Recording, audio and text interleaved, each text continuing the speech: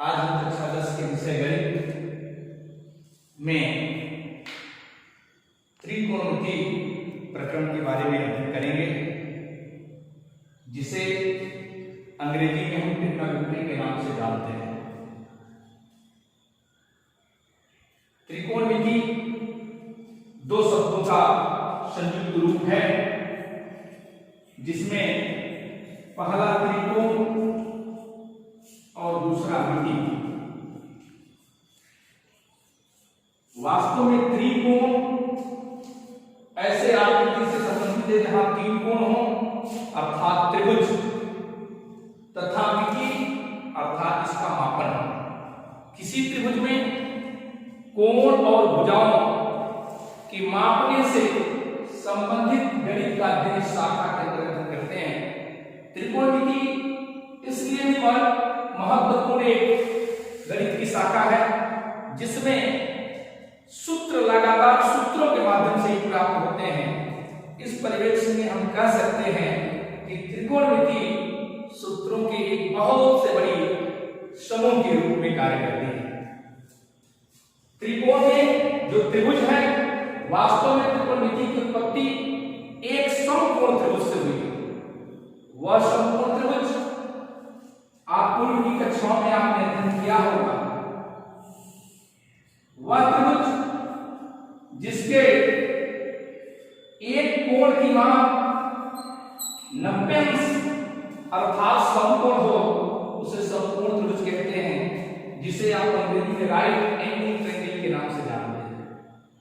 वास्तव में पहले तीन त्रिकोणमिति फलनों, साइन जिसे हिंदी में आप ज्या कहते हैं, कास जिसे आप को ज्या कहते हैं, और तीसरा टैन जिसे आप अस्पर्श ज्या कहते हैं, ये त्रिकोणमितीय फलनों को प्रदर्शित करने का कार्य करते हैं। कोई भी त्रिकोणमितीय फलन वास्तविक रूप में तब तक अधूरा माना जाता है जब तक इसके साथ कोई कोण न जुड़ा हो। जब इस त्रिकोणमितीय फलन के साथ कोण जुड़ता है, जैसे आप सपोज करिए कि थीटा यदि जोड़ दिया जाए, तो यह त्रिकोणमितीय फलन के रूप में sine theta, cos theta, tan theta प्राप्त होता है। और इन त्रिकोणमितीय फलनों की जो उत्पत्ति मानी जाती है, वह समकोण त्रिभुज में भुजाओं के अनुपात से मानी जाती है। इसीलिए इसे हम त्रिकोणमितीय अनुपात अर्थात ट्रिग्नोमेट्रिकल रेशियो के नाम से जानते हैं। त्रिकोणमितीय अनुपात कैसे हम ज्ञात करते हैं, इस पर गौर करें। चूंकि जब इसकी उत्पत्ति हुई तो इस दिए जाने वाले समकोण त्रिभुज में दो निम्न कोण हैं। एक निम्न कोण C है और एक निम्न कोण A है। इन दोनों में से जिस कोण की बात आप करेंगे, यदि मैं कोण C को एक थीटा के रूप में लिखूं, इस कोण C का मान जो थीटा है, इसके लिए त्रिकोणमितीय फलनों के अनुपात अलग होंगे, और A के लिए मैं लिखूं तो उसके लिए त्रिकोणमितीय फलनों के अनुपात अलग होंगे। लेकिन इस थीटा के आधार पर समकोण त्रिभुज में भुजाओं के नामकरण किए गए, और उस नामकरणों में समकोण त्रिभुज में 90 अंश अर्थात समकोण के सामने वाली भुजा को आप कर्ण कहते हैं, अर्थात इसके सामने वाली भुजा इसे हम कर्ण कहते हैं, जिसे हाइपोटेनस के नाम से जाना जाता है। हाइपोटेनस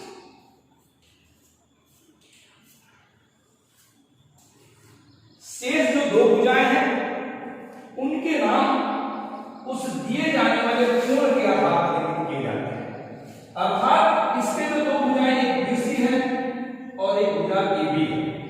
इस BC और AB में यदि थीटा के लिए हम बात करना चाहें, अर्थात कोण थीटा के लिए, तो कोण थीटा के लिए जो थीटा के सामने वाली जो भुजा होगी, उस भुजा AB को आप लंब कहते हैं, अर्थात AB बराबर लंब, जिसे आप परपेंडिकुलर भी कहते हैं, अर्थात इसे परपेंडिकुलर के रूप में B से प्रदर्शित करना। जो परपेंडिकुलर लंब कर्ण के अलावा जो भुजा बचती है, उसे हम आधार कहते हैं, अर्थात थीटा के लिए बेस कहते हैं, बेस कहते हैं। और इस समकोण त्रिभुज में लंब, आधार और कर्ण के आपसी अनुपात से जो फलन प्राप्त होते हैं वह त्रिकोणमितीय फलन है। और पहला त्रिकोणमितीय फलन जो इनकी भुजाओं के अनुपात से प्राप्त होता है sin थीटा, इसका मान लंब बटे कर्ण होता है।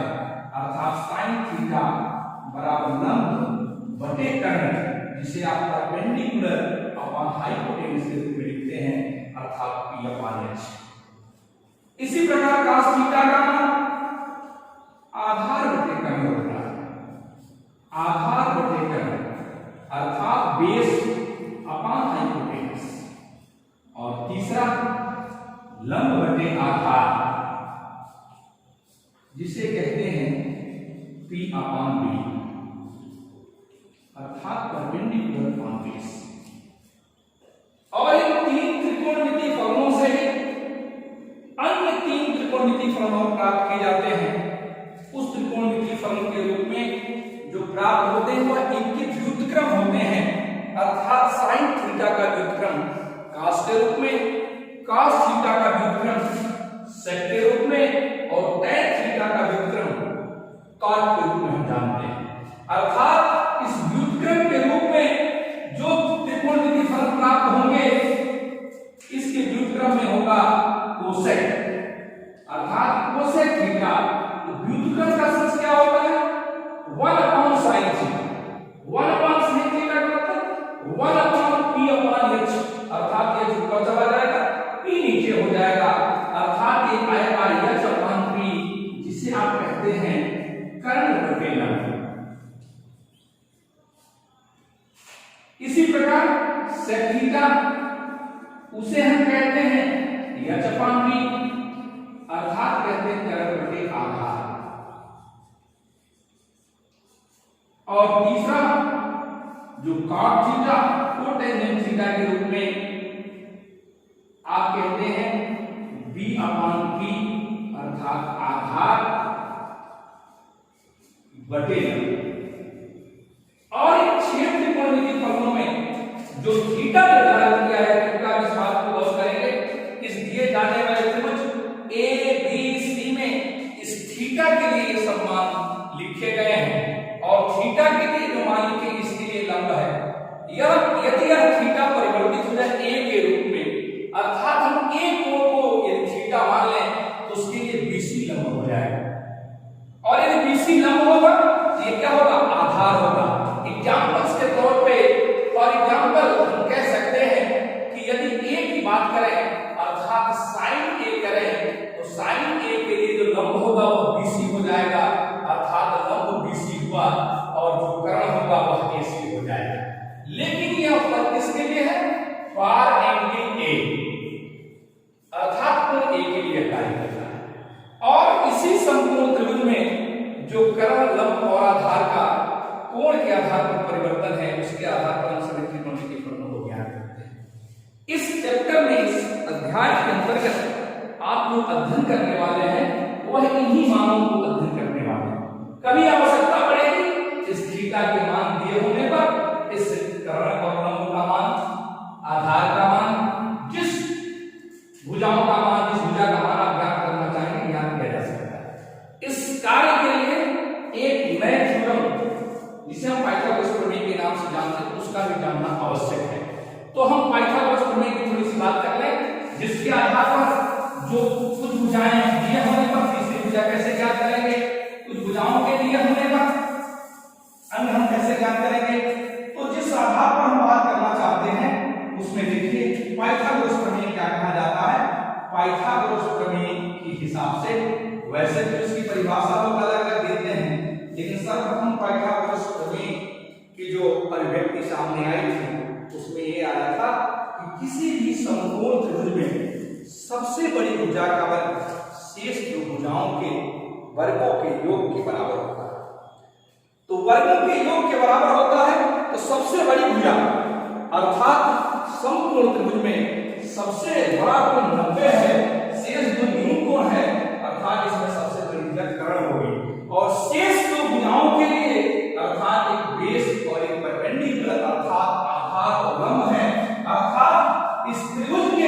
आप कह सकते हैं कर्ण का वर्ग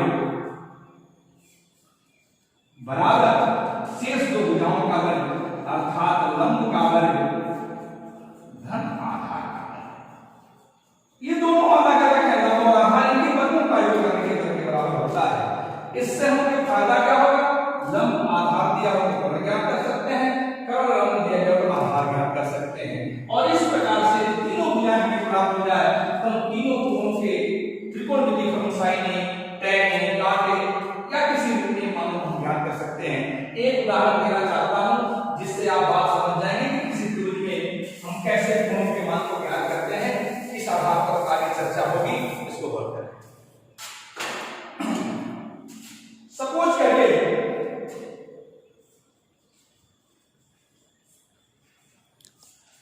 एक समकोण त्रिभुज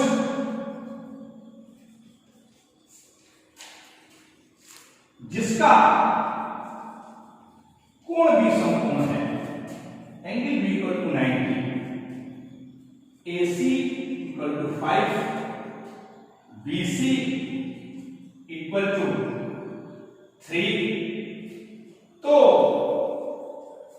त्रिकोणमितीय फलन को ज्ञात करें।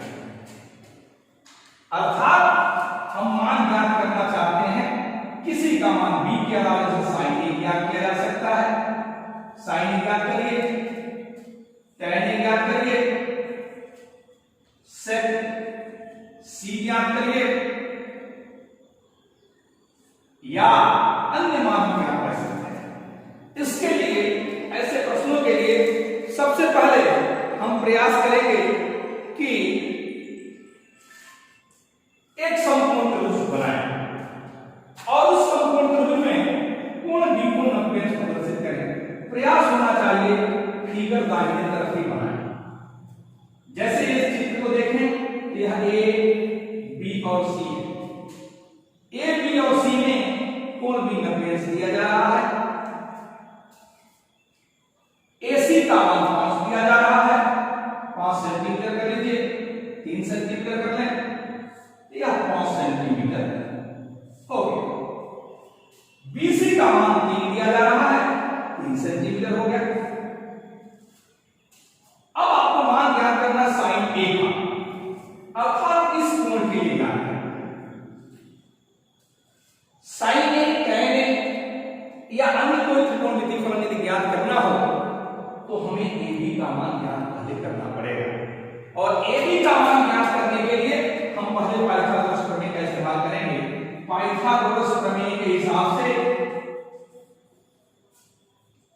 क्या होगा? देखिए, कर्ण का वर्ग अर्थात 5 का वर्ग बराबर लंब का वर्ग आधार का वर्ग या शेष दो भुजाओं का वर्ग जो भी कहिए तो 3 का वर्ग अधन हो गया AB का वर्ग अर्थात 5 का वर्ग 5 गुणे 5 अर्थात 25, 3 का वर्ग अर्थात 3 गुणे 3 9 अब प्लस AB का वर्ग या आप कह सकते हैं AB का वर्ग बराबर 25 माइनस 9 बराबर 16, AB बराबर करणी में 16 प्लस माइनस 4 आएगा, लेकिन यहां हम केवल प्लस 4 का इस्तेमाल करेंगे, ऋणात्मक को हम नगर करने का कार्य करेंगे।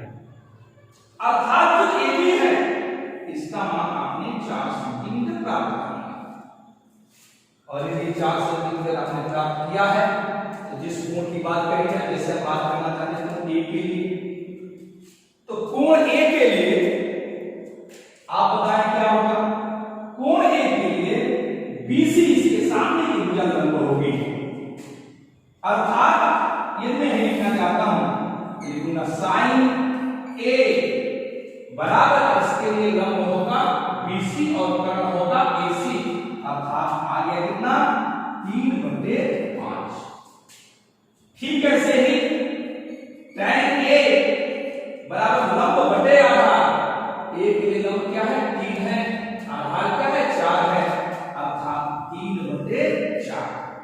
लेकिन प्रश्न ये उठता है हम sec C का मान ज्ञात करना चाहते हैं या कह लीजिए cot C का मान ज्ञात करना चाहते हैं। तो cot C या sec C का जो मान ज्ञात करना हम चाहते हैं, इस C के लिए आप देखें लंब AB होगा। C के लिए लंब AB होगा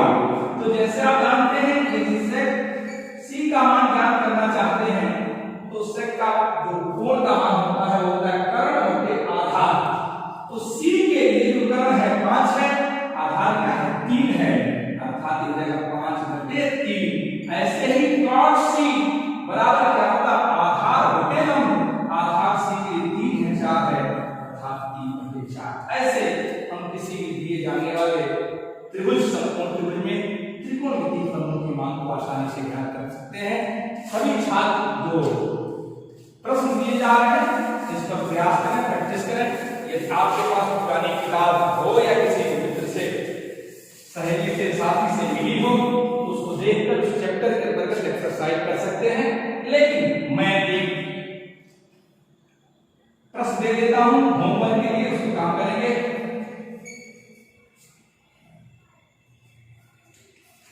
किसी समकोण त्रिभुज में कोण A बराबर 90, BC बराबर 10, AC बराबर 8, तो sin C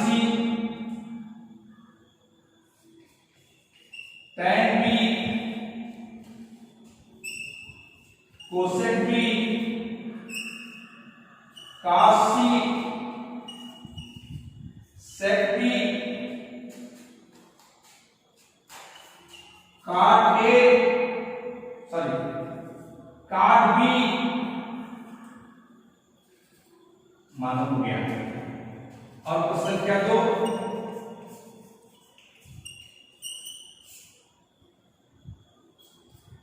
किसी समकोण त्रिभुज में यदि कोण B बराबर 90, कोण B बराबर 90, AC बराबर 2 सेंटीमीटर, BC बराबर 1 सेंटीमीटर, तो सभी त्रिकोणमितीय फलनों के लिए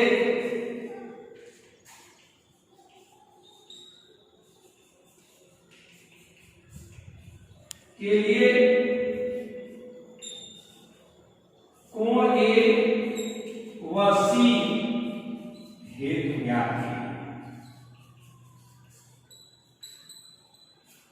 धन्यवाद। अगली कक्षा में पुनः त्रिकोणमिति के कुछ अन्य फलनों के बारे में चर्चा करेंगे। आप निश्चित तौर से होमवर्क करें।